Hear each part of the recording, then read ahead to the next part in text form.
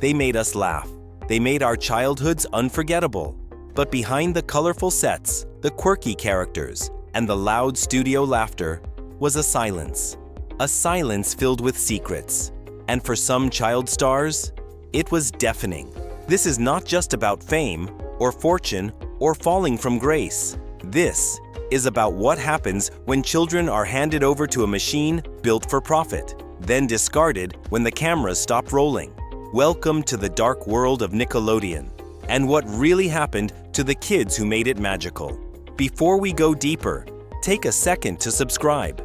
Not just because it helps us, but because these stories deserve to be heard. And someone needs to ask the questions the network never will. Leave a comment if you remember watching these shows, or if you've ever wondered what became of those smiling faces when the lights went out. Jeanette McCurdy, I'm glad my mom died. She was everyone's favorite sidekick, the loud, sarcastic Sam from iCarly. But behind the jokes was trauma. Jeanette McCurdy wasn't just acting, she was surviving. From the outside, her life looked golden. Millions of fans, red carpets, spin-offs. But at home, her reality was controlled. Her 2022 memoir, I'm Glad My Mom Died, ripped the mask off a carefully constructed image. Jeanette revealed how her own mother pushed her into the spotlight, forced her into acting at 6 years old, and worse, taught her calorie restriction by age 11. My mom told me how to have an eating disorder, she wrote. She wanted me to stay small for TV. But what stunned the public most was what she called the creator. Jeanette never named him, but fans quickly connected the dots.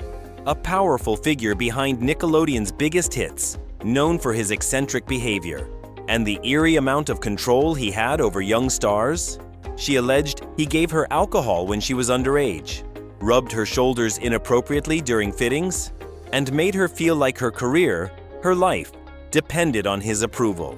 She was offered $300,000 by Nickelodeon to never speak of it. She turned it down. She chose her voice over their silence.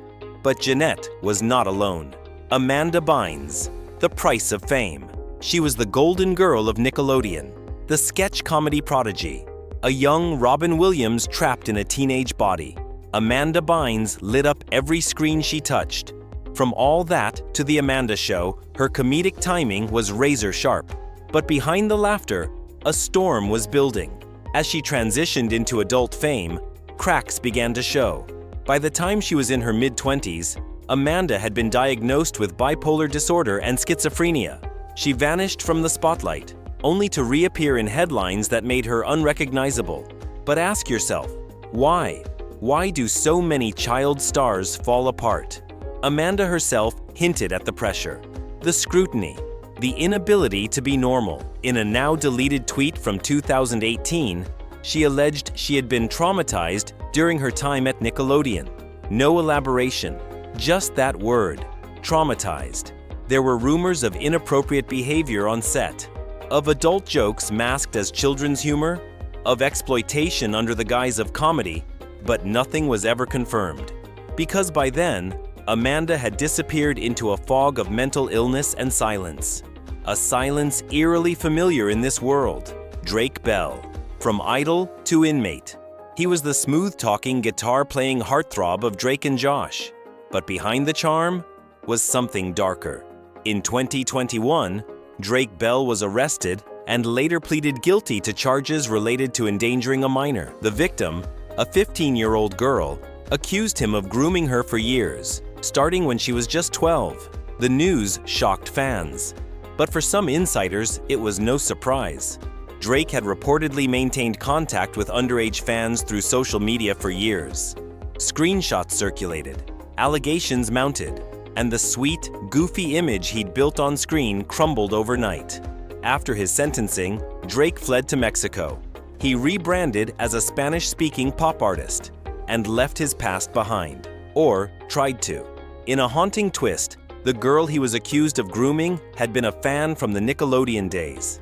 She met him at one of his shows, a show built on the fame he earned as a child star. What happens when the idol becomes the villain? When the network that raised you never checked who you were becoming? We may never know. because no one from Nickelodeon ever commented publicly. Alexa Nicholas. Fighting back. She wasn't a main star, but she had a voice. Alexa Nicholas played Nicole on Zoey 101, bubbly, cheerful, and endlessly energetic. But behind the scenes, she says she was bullied by other actors, by executives, and most disturbingly, by Dan Schneider himself. In a powerful 2022 protest outside Nickelodeon studios, Alexa stood with a megaphone and a mission: to speak for those who never could. She wore a black shirt that read, "Nickelodeon, protect kids, not predators." She spoke about manipulation, being made to feel small, being silenced. "I was called crazy when I spoke up," she said, "but I'm not crazy. I was a kid, and I was scared." Schneider denied any wrongdoing.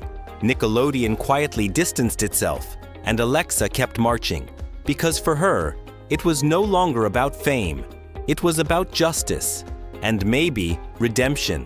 Dan Schneider, the man behind the curtain. For years, he was untouchable, the architect of Nickelodeon's golden age. All That, The Amanda Show, Zoey 101, Drake and Josh, iCarly, Victorious. His fingerprints were everywhere, but so were the warning signs. Foot fetishes passed off as jokes. Scenes where teenage girls were told to do bizarre things with their feet, armpits, tongues. An obsessive need for control, and a level of power that went unchecked for far too long. In 2018, Dan Schneider parted ways with Nickelodeon. The official story? Creative differences.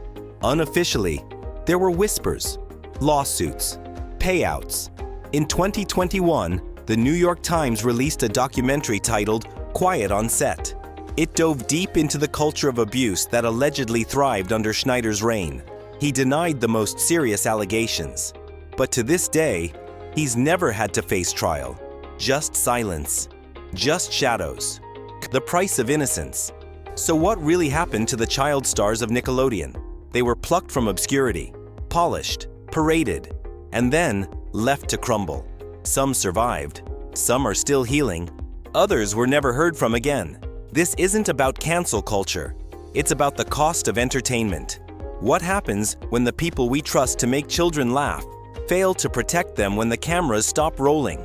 If this story moved you, disturbed you, or made you think differently, leave a comment below. Because silence protects power. And sometimes, just talking about it is a step toward healing. Thank you for watching. We'll see you in the next expose.